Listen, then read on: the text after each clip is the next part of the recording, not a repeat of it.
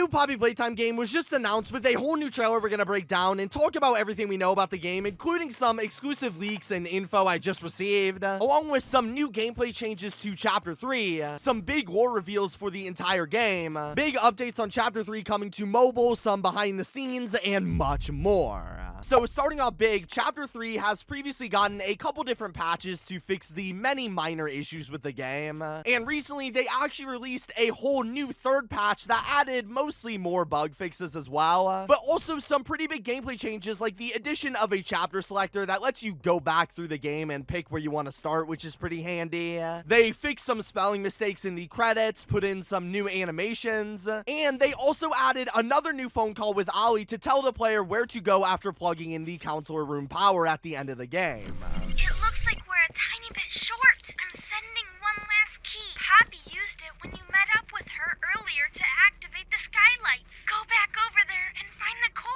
They've also changed some other weird things in recent patches, like in the Stuart and Rich tape in the cave area, Stuart used to sound like this. I take it you're not a fan of these plays, are you? But apparently recently they changed his voice to this. I take it you're not a fan of this place, are you?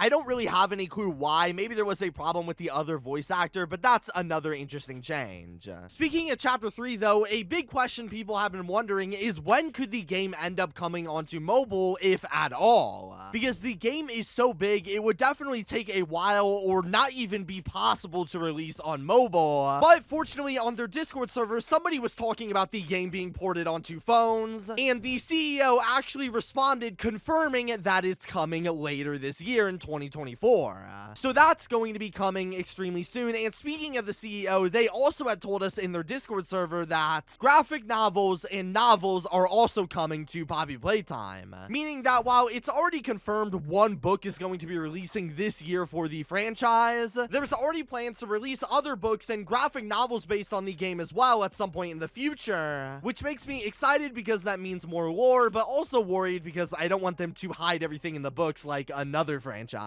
They also, for some reason, changed the banner of the entire game, updating the font and the render of Huggy Wuggy, which I guess is another interesting change. In other news, recently, a brand new CG5 collaboration with Poppy Playtime released a week or so ago at this point in a new song called Sleep Well, including with it a full-blown new animation music video. And while the song itself is actually super fun, and I recommend checking it out if you haven't already, people have also recently been pointing out that there is a ton of lore hiding in the track. For instance, in the video, we get to see the toys joining Catnap's cult, Catnap actually interacting with the prototype, and a ton of other hidden details that I'll have to make a full-blown video on, so make sure you subscribe for that and other content like what you're watching now. In some sadder news, recently a larger developer and animator, James, announced that they have officially left Mob Entertainment after finishing up Chapter 3.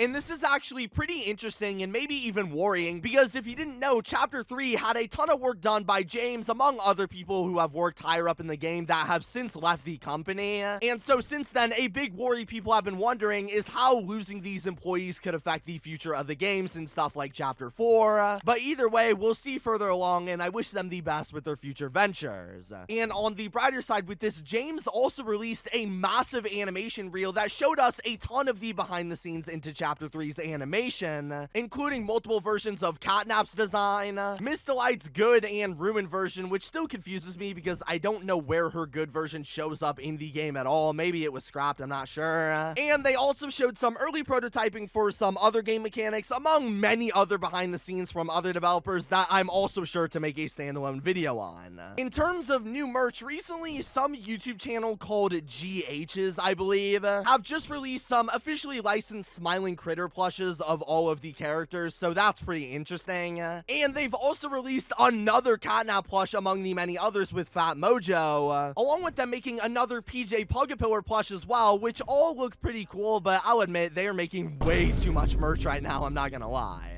But moving on to the main point of this video, just today when this video comes out, the developers just announced there is a brand new Poppy Playtime game releasing, specifically a Roblox game simply titled Poppy Playtime Forever, a non-canon extension of the Poppy Playtime universe releasing exclusively on Roblox as a free-to-play title. And in some exclusive info, the developers have told me this game will have two modes, a pre-made PvE campaign mode, along with a more casual level editor mode, which sounds like a ton of fun. And we actually also got a bunch of leaks I talk about in a second, and a full-blown trailer that shows off a ton inside of the game. In the first shot, we see an underground type area that features things like a Mommy Longlegs poster on the side, but otherwise looks like some pretty basic Roblox graphics, of course. But moving into the next shot, we see a much bigger room with what looks like stairs on the side and some kind of red room on this wall that I can't make out the text of, along with some other cool aesthetic stuff like the daycare sign and the floor tiles that match the ones in games, which all looks pretty cool.